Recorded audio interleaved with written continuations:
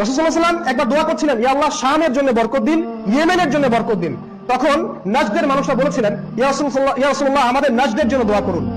Najd মানে হচ্ছে আপনার এই যে রিয়াদ কন্টিনেন্টটা, সৌদি আরবের দক্ষিণ সাইডটা। তখন রাসূল সাল্লাল্লাহু আলাইহি ওয়াসাল্লাম বলেছিলেন নাজদের জন্য দোয়া। নাজদ থেকে তো ফিতনা বের হবে, নাজদের জন্য ধ্বংস, নাজদ থেকে তো শয়তানের শিং বের হবে। এখন এই হাদিসগুলো আমরা গোপন করেছি, নাজদ নামটা উঠিয়ে দিয়েছি। এভাবেই পরিভাষাগুলো চেঞ্জ করা হয়েছে। ঠিক একইভাবে এই যে ফোরাত, এটাকে চেঞ্জ করা হয়েছে, এই নামটা চেঞ্জ করে ইউফ্রেটাস নাম দেওয়া হয়েছে।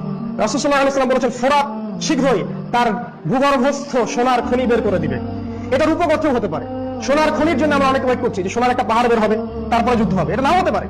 সোনা দিয়ে হয়তো রাসূল সাল্লাল্লাহু আলাইহি ওয়াসাল্লাম এমন কোন পদার্থ বুঝিয়েছেন যেটা সোনার চেয়েও বেশি দামি, আর আমরা এখন সেটা জানি, সেটা হচ্ছে তেল।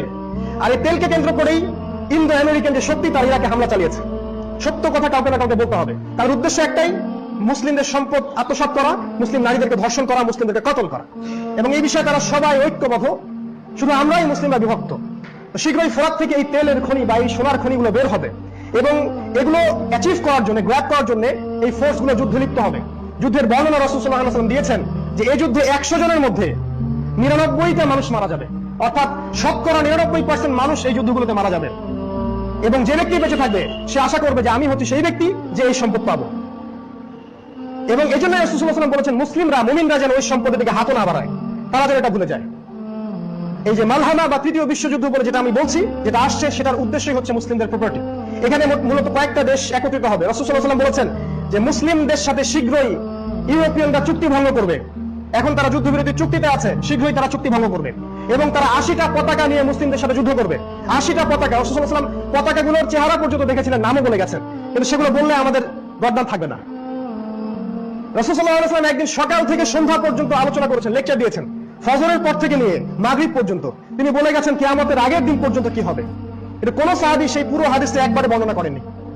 অনেকে ভুলে গেছেন, অনেকে ইচ্ছা করেই করেননি। কারণ আবু হুরায়রা রাদিয়াল্লাহু আনহু বলেছিলেন যে আমি যদি ওই হাদিসের কিছু অংশ বিশেষ বলতে যাই আমাকে কতল করে ফেলা হবে। সবকিছু তিনি বলে গেছেন, কি হবে না হবে আল্লাহর হুকুমে। মুসলিমদের বিরুদ্ধে 80টা দেশ যুদ্ধে লিপ্ত হবে। রাসূল সাল্লাল্লাহু আলাইহি ওয়াসাল্লাম বলেছেন তাদের প্রত্যেকটা দেশের সাথে 12,000 করে সৈন্য থাকবে। 8 12 96, 9,60,000 সৈন্য মুসলিমদের সাথে শীঘ্রই যুদ্ধ করবে। কত সালের মধ্যে আমি বলতে পারবো না, 5 বছর 10 বছর 20 বছর এটা আমি বলবো না, এটা বলার অধিকার আমার নাই। আমি গায়েবের খবর জানি না, কিন্তু এটা জানি এটা খুবই শীঘ্রই। কত বছর আল্লাহু আ'লাম। এগুলো হচ্ছে মালহামা। এই মালহামা প্রিপারেশন, এটা নিঃসন্দেহে নিউক্লিয়ার ওয়ার হবে। এখানে রাশিয়া ইনভলভ থাকবে ইনশাআল্লাহ, ইনশাআল্লাহ ওরা ইনভলভ থাকবে। এখানে ব্রিটেন ইনভলভ থাকবে, এখানে ইতালি ইনভলভ থাকবে, ফ্রান্স ইনভলভ থাকবে, এখানে আমেরিকা থাকবে ইনভলভ, এখানে মুসলিম কান্ট্রিগুলো ইনভলভ থাকবে। শেষমেশ এই যুদ্ধের পরিস্থিতিতে যেটা হতে পারে ধারণা, এটা একটা হাইপোথিসিস, আমি শিওর বলতে পারবো না, কিন্তু আমেরিকার এই দাপট শেষ হয়ে যাবে। এর পরের পরাশক্তি হিসেবে পৃথিবীতে আসবে ইসরায়েল। মুসলিমদের জন্য এটা সুসংবাদ নয়, দুঃসংবাদ। এবং এরাই দজ্জালের উপাসনা করবে। এদেরকে নিশ্চিহ্ন করার জন্য আল্লাহ রাব্বুল আলামিন মাহদীকে পাঠাবেন যখন আরব পেনিনসুলার মধ্যে গন্ডগোল লেগে থাকবে।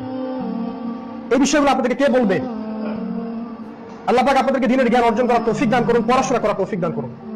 আমি যেটা বলতে যাচ্ছি সেটা হলো যে মালহামা বা কিয়ামতের সামনে যে তৃতীয় মহাবিশ্বযুদ্ধ, এটা খুব সামনে, খুবই নিকটবর্তী।